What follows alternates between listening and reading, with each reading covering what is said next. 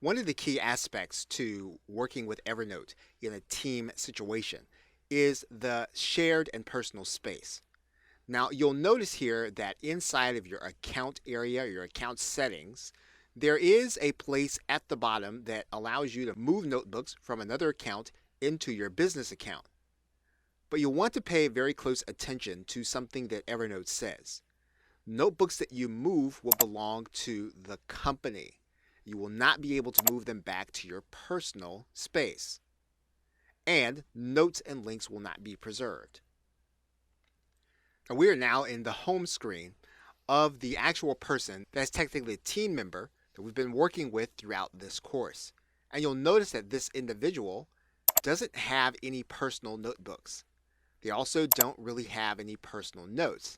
That means then that they would be unable to take anything from this account to another account.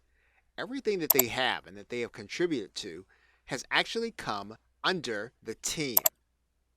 And this means then that they will not be able to port this information to another account. So perhaps not everything that you're doing is going to be for your business. If that's the case, you want to keep them in your personal space in Evernote. If it's for your business or it's for the team, you'll want to keep it in the team space.